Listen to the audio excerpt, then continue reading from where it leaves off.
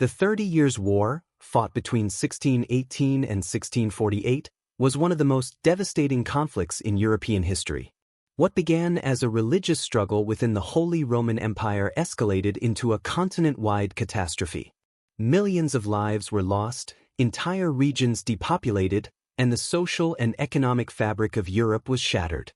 It was a war driven by faith, politics, ambition, and the sheer brutality of human nature. The spark of the conflict occurred in Bohemia, where Protestant nobles resisted the Catholic Habsburg emperor's authority. On May 23, 1618, they threw two imperial governors out of a castle window in Prague in an event that would be remembered as the defenestration of Prague. Remarkably, the governors survived, but the act ignited a rebellion that spread across Central Europe. Fear, resentment, and religious fervor set the stage for decades of violence. The Bohemian phase of the war was swift and brutal.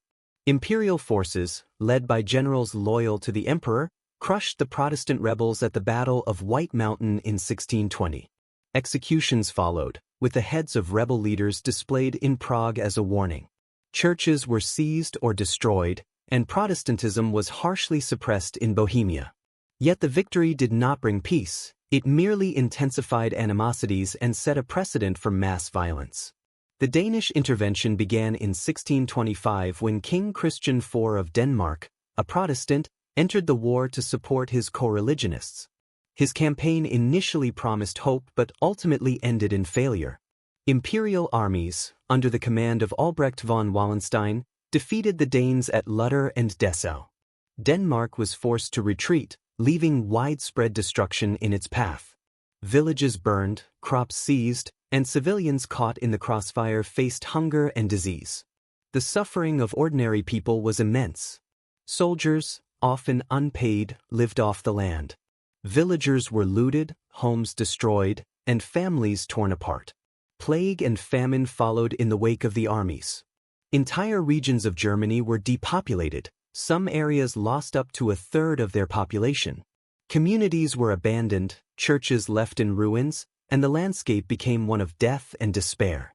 The Swedish phase of the war began in 1630 with the arrival of King Gustavus Adolphus. Known as the Lion of the North, he led a disciplined and innovative army into Germany.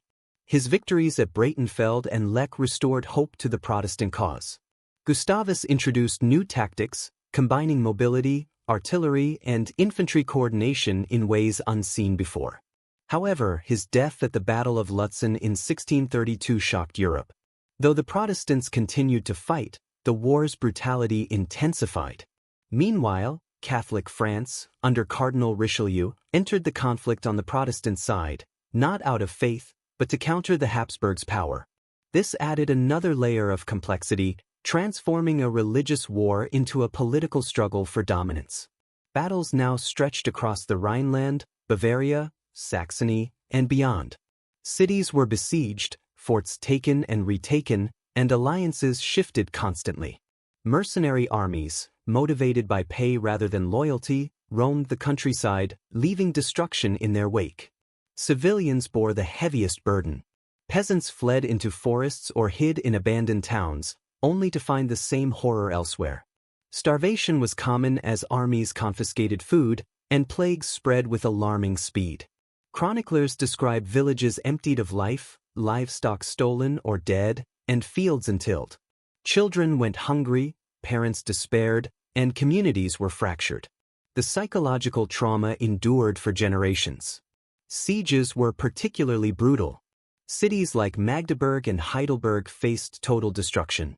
In Magdeburg, imperial forces stormed the city in 1631, killing tens of thousands and leaving flames consuming homes, churches, and lives. Survivors were left with nothing, and the city's ruins became a symbol of the war's horror. Famine and disease compounded the devastation, making survival a daily struggle. Religion remained a driving force, but political ambition often outweighed faith. Leaders exploited the conflict to expand territories, weaken rivals, or consolidate power. The war blurred the lines between sacred and secular, as armies fought not only for belief but for influence. Even Catholic France allied with Protestant forces to limit Habsburg dominance, demonstrating how pragmatism often dictated choices over devotion. Art, culture, and learning suffered immensely. Universities, monasteries, and libraries were destroyed. Artists, scholars, and writers fled or perished. Northern Germany, once a hub of trade and education, became a landscape of ruins. Churches were stripped of treasures, manuscripts burned, and towns abandoned. Yet in pockets, people preserved knowledge, hiding books and art from marauders, keeping culture alive despite overwhelming adversity.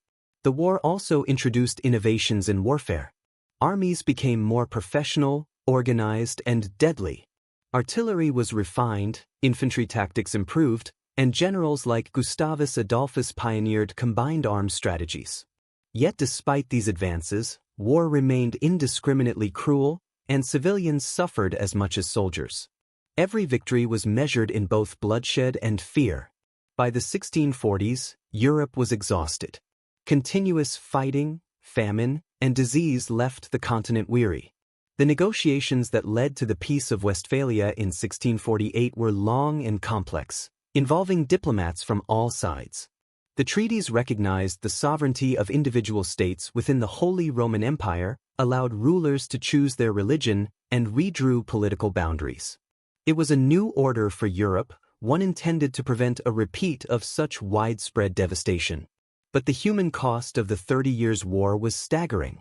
Millions had died, cities lay in ruins, and the social and economic structures of entire regions were destroyed. The psychological scars endured as survivors recounted tales of terror, starvation, and the relentless march of armies. Europe emerged changed forever, more fragmented yet more modern, shaped by the horrors of conflict and the need for diplomacy. The 30 Years' War stands as a cautionary tale. It shows how religion, ambition, and politics, when mixed without restraint, can consume entire nations. The devastation it wrought was not just physical but cultural, social, and psychological. The war left behind a continent in flames, a testament to the extremes of human cruelty and a reminder of the resilience required to survive such a nightmare. Even centuries later, historians reflect on the profound lessons of the conflict. It marked the decline of religiously motivated wars as the dominant force in European politics and ushered in a new era of nation-states. Yet the images of burned villages, starving peasants, and merciless soldiers remain vivid, a stark reminder of a time when Europe was engulfed in fire and shadow.